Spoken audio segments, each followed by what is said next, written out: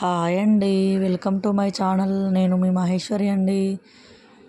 అందరు ఎలా ఉన్నారండి? నేనైతే చాలా బాగున్నానండి. ఈరోజు మనం ఒక మంచి పప్పు చేసుకుందామండి.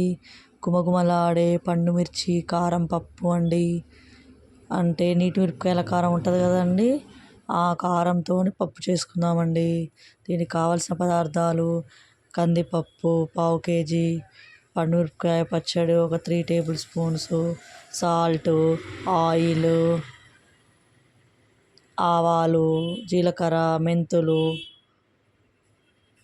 తాలింపు గింజలు అండి పండుమిర్చికి సంబంధించినవన్నీ కావాలండి. పప్పుకు సంబంధించినవన్నీ మనం కుక్కర్ తీసుకొని కుక్కర్లో ఒక పావు కేజీ కందిపప్పు తీసుకొని చక్కగా కడుక్కొని పెట్టుకొని, ఆ కందిపప్పులో ఒక గ్లాస్కి ఒక 2 glasses 3 glasses 2 or 3 glasses water పోసుకొని, అందులో కొంచెం పసుపు, కొంచెం ఆయిల్ వేయటం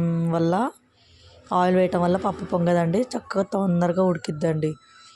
అలా పెట్టేసుకోవాలండి. కలుపుకొని మంచిగా కడుక్కున్న తర్వాత కుక్కర్ పెట్టేసుకోవాలండి. కుక్కరు ఒక 2 విజిల్స్ వచ్చేంత వరకు ఫస్ట్ ఉడికించుకోవాలండి. ఉడికించుకున్న తర్వాత పండుమిర్చి అంటే మీకు అర్థమైందో లేదో అండి, నీటి మిరపకాయలు ఉంటాయి కదండి, పండుమిరపకాయ పచ్చడి మనం పెట్టుకుంటాం కదా సీజన్లీ, అదండి. అది పప్పులో పెట్టుకుంటే టేస్టీగా ఉంటుందండి. ఇక ఒక 3 టేబుల్ స్పూన్స్ అయితే నేను తీసుకున్నాను అండి. మీకు టేస్ట్కి సరిపడా కొంచెం కారం ఉండే వాళ్ళు కొంచెం ఎక్కువ పెట్టుకోవచ్చండి. ఇది కారం లేదండి, సన్నకాయలు కాకుండా మొత్తం లావు మిర్చి వేసి చేసిన పచ్చడి అండి, అందుకే కారం ఉండదండి. అందుకే నేను కొంచెం ఎక్కువ 3 టేబుల్ స్పూన్స్ నిండుగా పెట్టుకున్నా అండి. అయితే ఆ పండుమిర్చి పచ్చడిలో అన్నీ సాల్టు, వెల్లుల్లిపాయలు అన్నీ వేసి ఉంటాయి కదండి. సాల్ట్ అప్పుడే ఎక్కువ వేసుకోకూడదండి, చూసుకున్న తర్వాత అప్పుడు వేసుకోవాలండి. మామూలుగా ముద్దపప్పులాగా ఒక 2 విజిల్స్ వచ్చేంత వరకు ఉడికించుకొని చక్కగా ఒక హాఫ్ కంటే కొంచెం ఎక్కువ పప్పు ఉడికిద్దండి. ఉడికిన తర్వాత మనం కుక్కర్ విజిల్ స్లోగా నిదానంగా తీసేసుకోవాలండి. తీసేసుకున్న తర్వాత సేమ్ ముద్దపప్పులాగా చూడ్డానికి కనిపించిద్దండి. 3/4 లాగా ఉడికిద్దండి.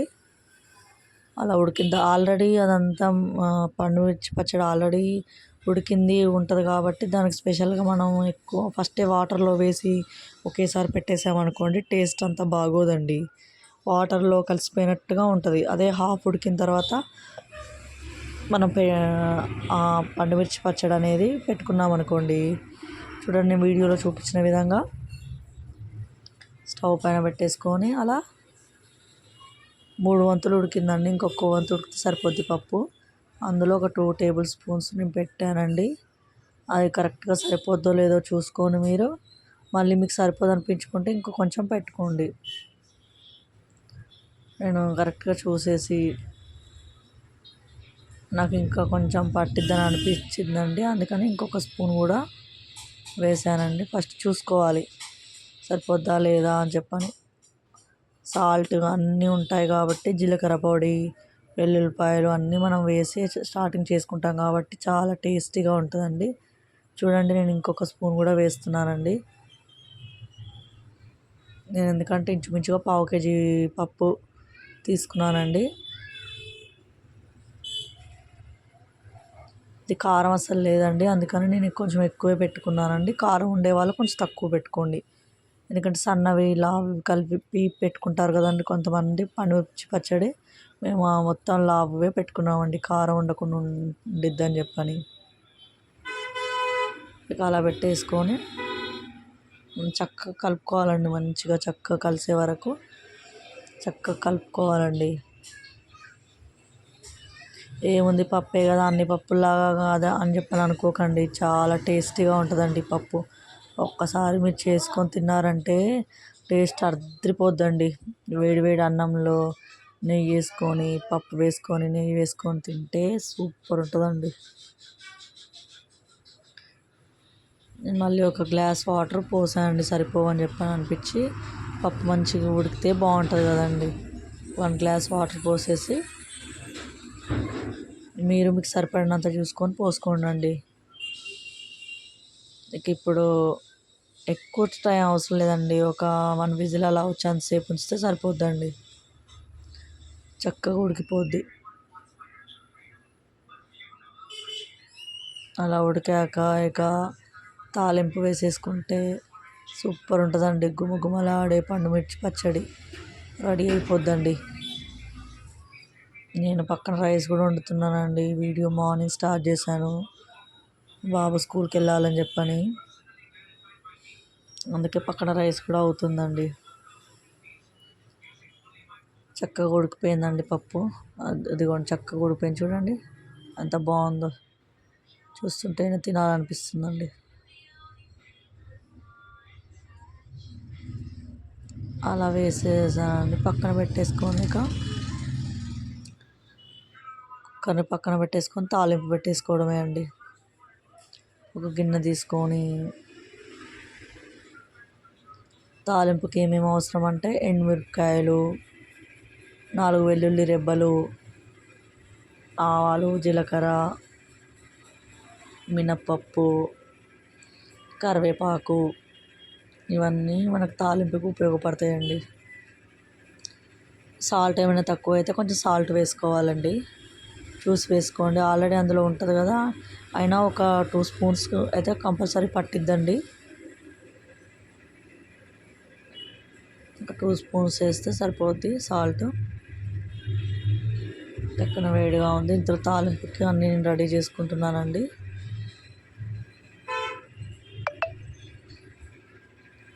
నిజంగా చాలా టేస్టీగా ఉంటుందండి పప్పు మాత్రం, ఒకసారి ట్రై చేసి చూడండి, చాలా బాగుంటుందండి. అలా వెలిగించేసుకొని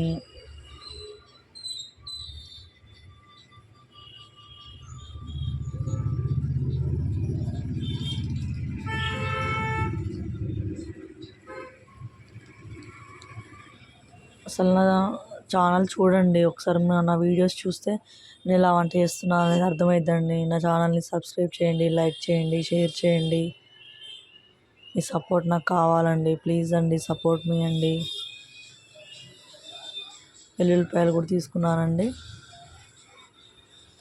అన్నీ రెడీ చేసుకొని పెట్టుకోవాలి, ముందు రెడీ చేసుకొని పెట్టుకుంటే అయిద్ది కానండి. నేను అటు ఇటు వెళ్తున్నా కానండి, కంగారండి, పొద్దున్నే కంగారుగా పొద్దున్నే చేశానండి video, morning time, early morning 6 o'clockకి.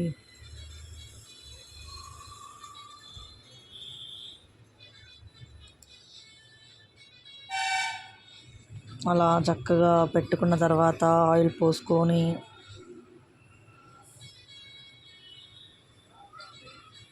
Oil వేసేసుకోవాలండి. ఒక 2 tablespoons ఆయిల్ పట్టిద్ది. 2 tablespoons ఆయిల్ చక్కగా వేడైన తర్వాత అందులో అన్నీ ఒకటొకటిగా వేసుకోవాలండి. నిజంగా చాలా టేస్టీగా ఉంటుందండి పప్పు. గబుక్కున ఇంట్లో ఏమి కూరగాయలు లేనప్పుడు అలాంటప్పుడు మనం స్టోర్ చేసి పెట్టుకుంటాం కదండి, ఈ పప్పుని, ఈ పండుమిర్చి పచ్చడిని స్టోర్ చేసి పెట్టుకుంటాం కదండి. ఇక ఇది అవైలబుల్గా ఉంటుంది కాబట్టి గబుక్కున పెట్టేసుకోవచ్చండి, పప్పులో పెట్టేసుకుంటే చాలా బాగుంటుంది. అది ఊరికే తింటే ఓన్లీ పచ్చడి తిన్న ఫీలింగ్ కలిగిద్ది కదండి, ఇలా తింటే చాలా బాగుంటుందండి. అది సాంబార్ డబ్బా అండి, అది అన్నీ కలిపి మిక్స్ చేసిన సాంబార్ పౌడర్ రెడీ చేసి పెట్టుకున్నామండి. మా అమ్మ వాళ్ళు అలా అన్నీ మిక్స్ చేసి పెడితే చాలా టేస్టీగా ఉంటుందండి ఆ పౌడరు. తాలింపులో ఎండుమిర్చి, ఆవాలు, జీలకర్ర, మినప్పప్పు వేసుకోవాలండి. చక్కగా గోల్డెన్ బ్రౌన్ కలర్ వచ్చే వరకు వేయించుకోవాలండి. చక్కగా అలా వేయించుకున్న తర్వాత ఒకటొకటిగా వేసుకోవచ్చండి.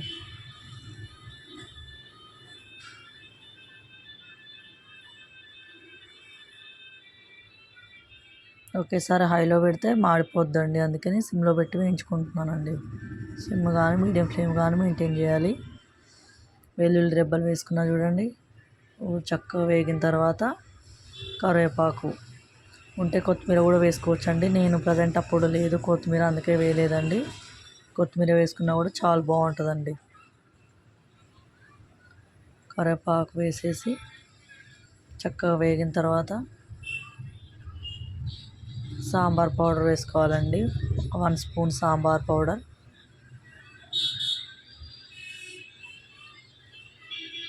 అందులో సాంబార్ పౌడర్ ఎలా వేస్తారంటే ఎండుమిర్చి, ధనియాలు, కరివేపాకు, వెల్లుల్లిపాయలు, జీలకర్ర, కొన్ని మెంతులు, ఇవన్నీ డ్రై రోస్ట్ చేసేసి చక్కగా పౌడర్ చేసి పెట్టుకుంటామండి. మేము అలా చేసుకొని పెట్టుకుంటాము. కొన్ని పులుసుల్లోకి, పప్పుల్లోకి, అలాంటి వాటిల్లోకి చాలా బాగుంటుందండి ఆ పౌడరు. న్యాచురల్గా కొనుక్కోకుండా ఇంట్లోనే మేము రెడీ చేసి పెట్టుకుంటామండి. అన్ని కర్రీస్కి యూజ్ చేసుకుంటూ ఉంటామండి. ఇక వేసానండి. వేసాక ఆఫ్ చేసేస్తే సరిపోద్దండి.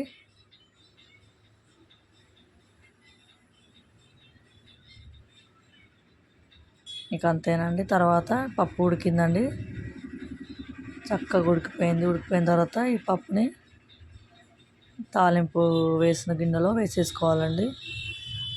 చూడండి ఎంత బాగుందో పప్పు. కొన్ని వాటర్ పోసుకొని, థిక్గా కావాలనుకునే వాళ్ళు థిక్గా ఉంచుకోవచ్చు అండి పప్పు. కొంచెం జారుగా కావాలనుకునే వాళ్ళు కొంచెం వాటర్ పోసుకొని కాసేపు సిమ్లో ఉంచుకుంటే సరిపోద్దండి.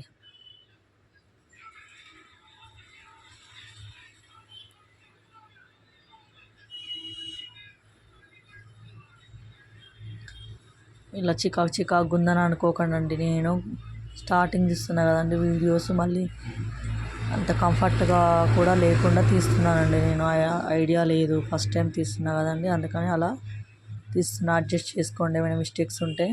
నా చెప్పే వే ఆఫ్ టాకింగ్లో ఏమైనా మిస్టేక్స్ ఉన్నా చెప్పండి ప్లీజ్ అండి. కామెంట్ చేయండి, లైక్ చేయండి, షేర్ చేయండి, ఛానల్ సబ్స్క్రైబ్ చేయండి అండి. మార్నింగ్ టైం చేశాను అండి, అందుకే వెదర్ చేంజ్ అవుతూ ఉంది మార్నింగ్. అది కొన్ని వాటర్ పోసేసుకుంటే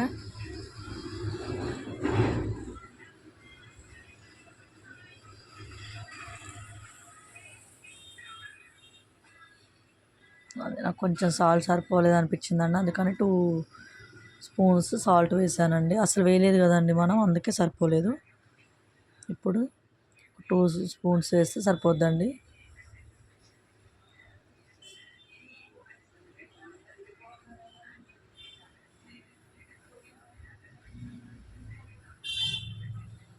అంతే అండి, ఫస్ట్ నుంచి అసలు వేయలేదు కదా, అంత పట్టిద్దండి. అలా వేసుకున్న తర్వాత సిమ్లో కాసేపు అలా ఉంచేస్తే సరిపోద్దండి. మనం కుక్కర్లో బాయిల్ చేసాం కాబట్టి దగ్గరకు వచ్చేసిద్దండి. ఇప్పుడు జారుగా అనిపించా కానీ తర్వాత దగ్గరకు వచ్చేసిద్ది, ఉండదు. అంతే అండి, ఎంతో రుచిగా ఉండే పండుమిర్చి కారం పప్పు రెడీ అండి. వేడివేడిగా అలా నెయ్యి వేసుకొని తింటే ఉంటుందండి, సూపర్గా ఉంటుందండి. థ్యాంక్ యూ అండి. Thanks for watching. లైక్ చేయండి, షేర్ చేయండి, సబ్స్క్రైబ్ చేయండి.